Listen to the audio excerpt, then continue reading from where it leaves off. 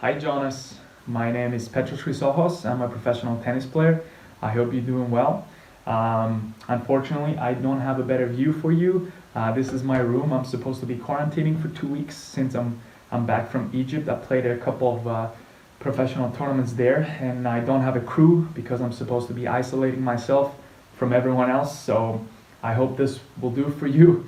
Next time, I trust me, when I'm out of here, I'm gonna send you more videos on the court, hopefully. But yeah, as far as your videos goes, I've watched your video. I've studied it carefully. I'm gonna mainly focus on the forehand side, but I'll give you an overall advice towards the end. Why I chose the forehand? I love the forehand. Most players love the forehand. I use that side to be more aggressive. I use that side to win points. I use that side to hit more winners, and I use that side to make the opponent run for the most part. So that's my weapon as well, and I hope I'll give you great advice on that side. As far as your videos goes, I've studied it carefully, and I've seen a few things that you can change, and I think they will make a huge impact on your game and on anyone's game, really. They're not big changes, they're minor changes that can have a huge impact on your game. So I hope you can try them out and let us know how improved your game is after these. Now, number one is the better position, as I call it. When I was watching you play, your forehands were pretty smooth. You have a great technique as far as the racket and everything else, but one thing that I didn't like was the position of the legs. So for example, when you're hitting the ball, you seem pretty close feet together. You had your feet close together, whether that's open stance like this or closed stance like that, your feet were close to each other. What that doesn't help you with is the transfer of power. So for example, if you want to throw a rock pretty far or with a lot of power, you don't want to have your legs here, or you don't want to have your legs here, because you are swinging hard and you are swinging smoothly. So from here, you would just swing and there was no transfer of power when it comes to hips and legs. Most of the power you're going to have while you're playing forehands and backhands, but mainly forehands, because you can play open stance, is the legs. That is why some of the strongest forehands on earth, such as, I'm going to say, Rublev, the guy is skinny. He doesn't have any muscle on his hands, but why he hits the ball so hard is because he has a wider stance, he gets pretty low, and then he transfers the energy and power from this leg to the front. So from here, back, and then he just moves forward. You are just doing this. So you're in position, and your feet will closer to each other, you're just swinging the shoulders.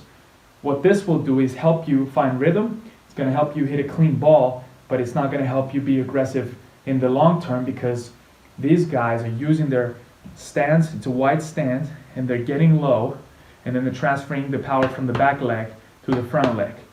This helps them with the rhythm as well, and going back and going forward, and generate power with pace, without pace, on whatever they need it to be. You were mostly doing close stance in terms of your feet close to each other, and then you didn't have enough power to lean on the back leg and then transfer the power to the front leg. You were mainly getting in position, standing here, not even bending enough. You were pretty much up to this level here, and then just swinging here. You were sometimes transferring just a little bit, but there was no load as well. One tip I give to junior players mostly is, if you're trying to find rhythm when you're playing a match or practice, because sometimes you're just going to go to practice and your timing is going to be off, your rhythm is going to be off. One thing that helped me personally is counting. So for example, just like the serve, I used to learn the serve as in 1, 2, 3, 4 is hitting, same with the forehand. So if I'm here, I'm going to go in my head. Obviously, I'm not going to count out loud. You can do that, but just counting by yourself is fine. So it's 1, 2, 3, 4 hitting. So that counting helped me get my rhythm right. So that was one, and mostly just to sum that up is, you need a wider stance with the legs. You don't want this. I wish you could see my shoes, but I hope you get the idea. It's wider stance. You don't want this or that when you're hitting a forehand. That's a no-no. You want a wider stance. You want to get lower. Even if you have time and even if the ball is easy, you still want a wider stance. Even if the ball is here, you don't want to stand here, just hit the ball. You want to get low, you want to get wide, and then transfer the back leg energy to the front leg to generate more power. A great example is baseball pitchers. You'll never see a guy pitching a baseball like this. You would always see them kind of wide and then to just transfer the power. So that's always in my mind when I'm hitting a forehand. Rublev does it in a great way. He looks like he's just pitching baseballs all day. That's one. The second one is anticipation. I know that's a little bit tougher because depending with who you play, you're going to get used to a faster ball and better players. So the better players you hit with, the faster the balls you're going to get used to.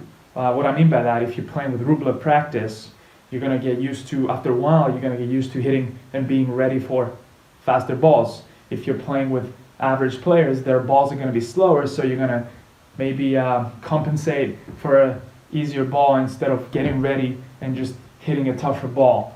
But what I mean by anticipation is you have to realize and you have to anticipate and think where your opponent's ball it's going to come, bounce, and where you have to place yourself to hit the next ball.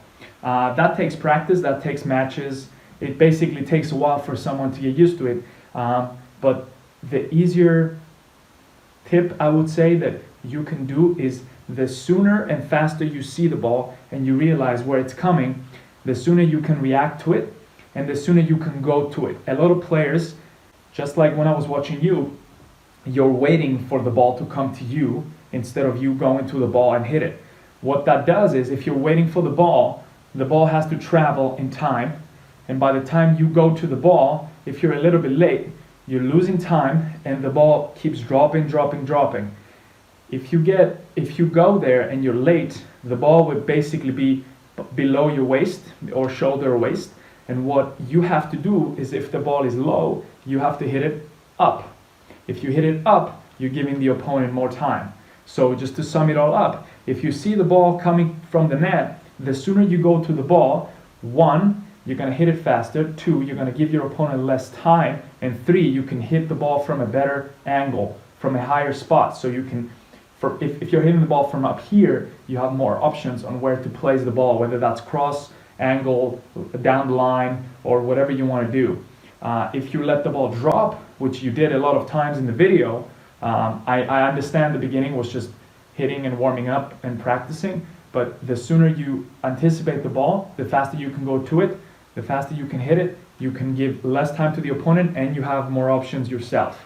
So I think that was the second huge I think improvement that you can do to your game. A lot of basically average players don't do that at all. They just kind of stay and wait for the ball. And if you see the better players, such as Roger, he sees the ball, he's always on the attacking mode, as if as soon as the ball passes the net, I'm always going to the ball just so I can give less time to the guy. And in that level where Roger plays and Novak plays, we're talking about split seconds, not even seconds. If Roger can take a split second out of Novak's preparation, he's in a better position because he gives him less time to think, less time to react, and less time to hit the ball. And Roger is always in the attacking. You can see that with many players on the tour right now. That is why Rafa, over the years, had to adapt his game for his game to adapt to Roger's game and younger players in today's game. So yeah, overall, as I said, I think the forehand side needs to be wider stance so you can have a better transfer of power and you can hit the ball harder. The other one is anticipation, looking for the ball, trying to think where it's going to bounce so you can get on it and hit it earlier so you can give your opponent less time, and also have more options where the ball, if the ball is here, if you want to hit it here or here. If you're waiting for the ball to go low, then you're going to have to be forced to hit it up, and by hitting it up, you're giving more time to the opponent, whereas if you're hitting it from up here, you have more options, you're giving less time to the opponent, so that's a huge plus. Other than that, I hope you enjoyed the advice, and I would love to find out what you think about it, and let me know if you liked it. Let me know if it helped you as well. Have a good one.